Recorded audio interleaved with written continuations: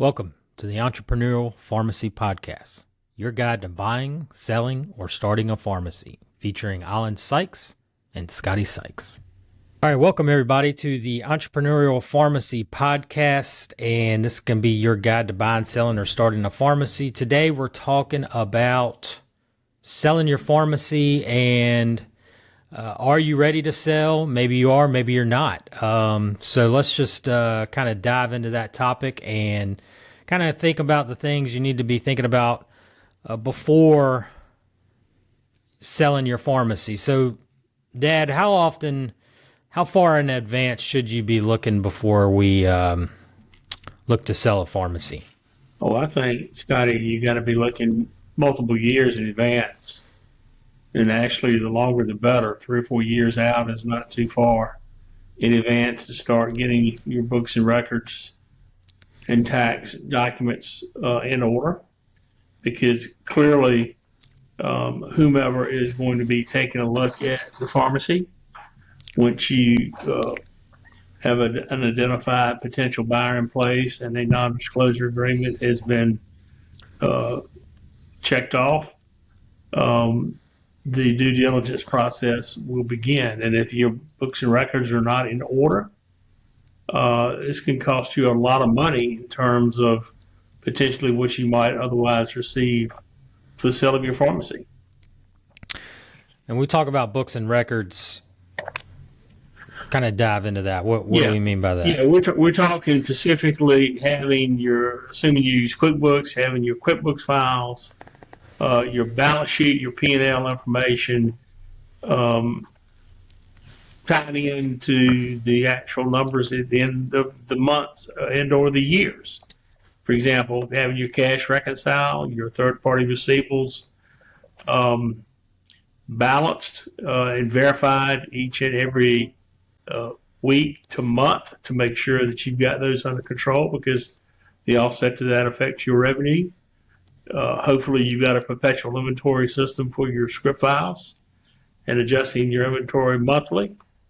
You should have a depreciation schedule and be able to record your depreciation and or amortization each month on your QuickBooks files, keeping your payables, your notes, and your equity section of your balance sheet in order. In other words, your balance sheet needs to be in pristine shape in order for a potential buyer to take a look at that pharmacy. Of course, the resulting, all these entries from these balance sheet adjustments we're speaking about affects directly your profit and loss. Of course, naturally, you want your year-end profit and loss to agree with your tax return and to reconcile there. And many sets of records we look at, the tax returns in the books of records just don't agree. So, as fundamental as that is, if you don't have that information in place, it's going to be, you'll be at a distinct disadvantage in trying to optimize the value of your pharmacy. Right.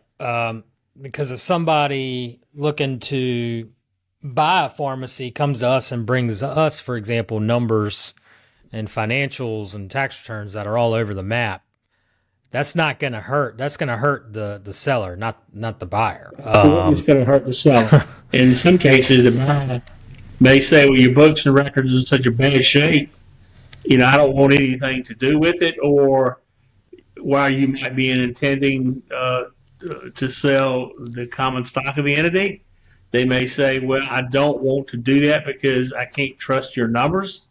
And therefore, the only thing I might consider would be an asset sale and or purchase, where they're purchasing essentially your script files, maybe certain assets, whether it be inventory, receivables, certain equipment and technology that you may have, leaving you the remainder of the assets and liabilities to deal with on your entity. So that's what could occur.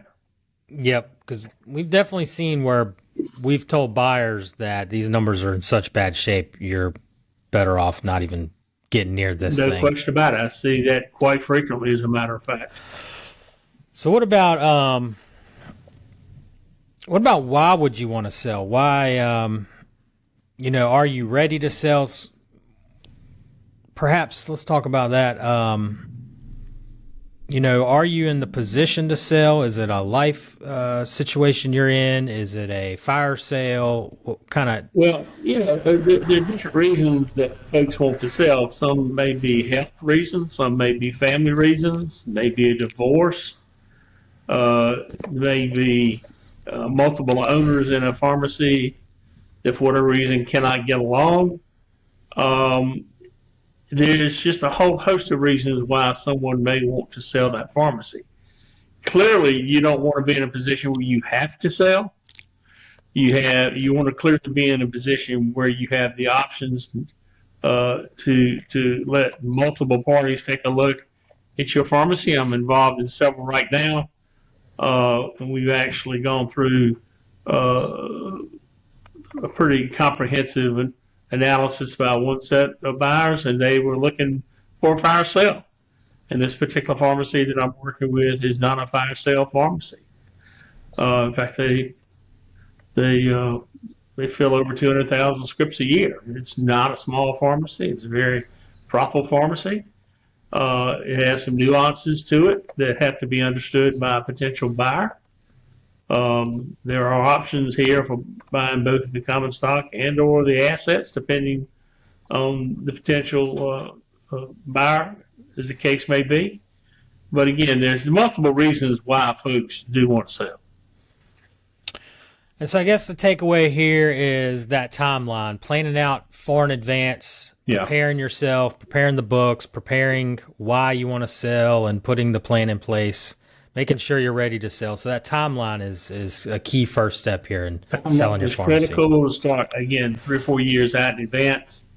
Get your accounting files in order, get your tax returns in order, get everything in order that you might want to look at if you were the potential buyer of your own pharmacy. And the cleaner that balance sheet and P&L is, the less questions that could come up by a potential buyer on the other side, the better off you're going to be as that seller. All right. Well, I think that covers it for today, and we appreciate everybody listening in. If you got questions or comments, just leave us a message, and we'll respond to you as best we can. Absolutely. Thank you very much. Thank you.